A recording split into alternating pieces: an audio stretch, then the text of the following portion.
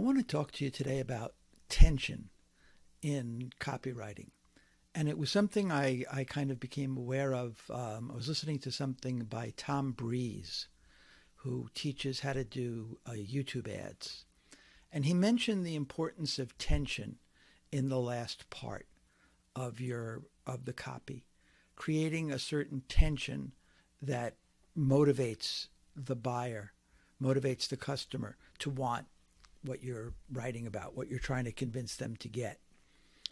And so I wanted to break down a little bit some of the things that can create that kind of tension, because I think it's a great way to describe what you need in copy to motivate someone to take action, whether that's to give your email address, to click, to buy, to reach into their wallets, whatever it is. When there's a tension, it can be very motivating. For instance, testimonials are one way to do that, because when we hear a testimonial from someone, especially when it's someone like us that we can relate to, then we want that same thing. We want what they have. We want the benefits that they got. And so our not having it creates that kind of tension that can drive someone to action. Another way to create that kind of tension is something that's often done in closes, which is kind of to create a picture of the future, right? Now that can be two kinds of pictures of the future you can create that can create tension. One is when you paint a very positive version of the prospect's possible future, where it's a wonderful picture of what can happen, what they can have, all the benefits that they'll get. And then they want that. That creates a tension because they don't have that.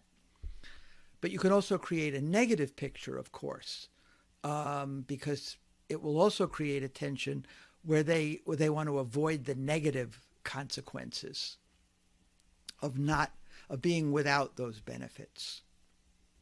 Now the third thing, and this is a little bit similar to picturing the future, but it's different. It's picturing what role they will have, who they will be, the transformation in them that will take place when they take the action you want, when they get the product. And that in the same way, that can be two different things, right? It can be positive, right? You want to make a lot of money. You'll be a good provider. You'll be admired. You'll have status. There'll be a different way that people look at you. Those are kind of the positive things there. When you get a course, you become more knowledgeable. It will enable you to do things that you weren't able to do before. You may become well known and admired and have opportunities for speaking in business that you didn't have before. So in wanting to be that person, that creates additional tension that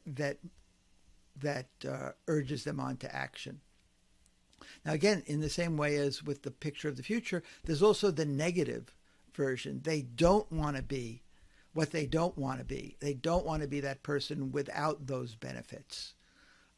Sometimes that can be seen, sometimes that's described as they want to be the winner, right, that has the benefits. They don't want to be the loser that's lacking in those benefits. The fourth way that you can create that tension is through a fear of missing out, FOMO. In other words, others are getting these benefits, whatever they are, right? Others are getting these discounts. Others are getting this knowledge. They're going to have a competitive advantage over you. Maybe it's your competitors that are getting the knowledge or that will have the product that will enable them to do better. And that creates a tension within the prospect that can motivate them to buying.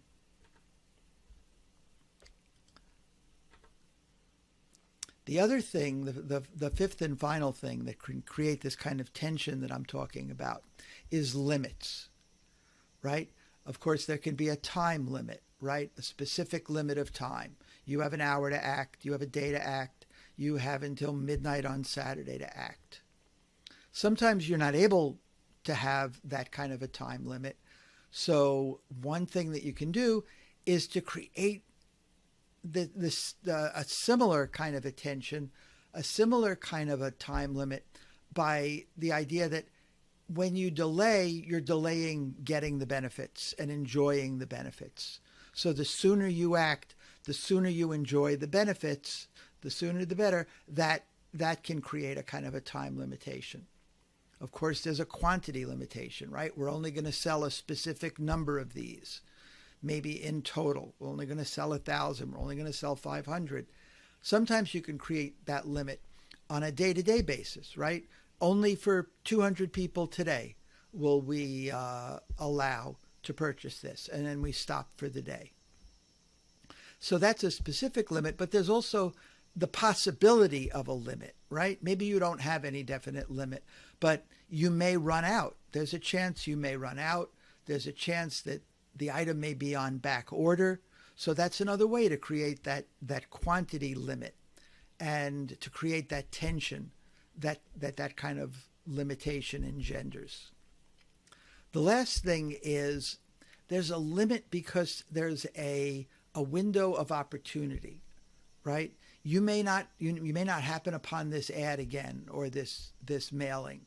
You may not see it again. It may get taken down. May get taken down by us, may get taken down by Facebook or Google or by the government. Any number of things can happen. You may forget about it, right? If you don't act now while you're thinking of it, while you're inspired, then you lose the opportunity in that sense.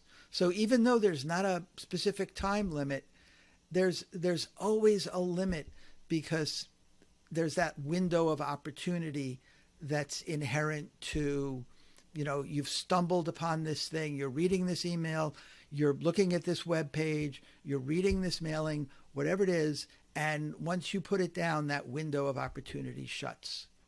So that creates additional tension. And so all these things, right? The limits of time, testimonials, picturing the future, the gap, right? The gap between that vision of the future and where they are. The gap between who they are now and who they could possibly become if only they were to take this action you want them to take or buy this product.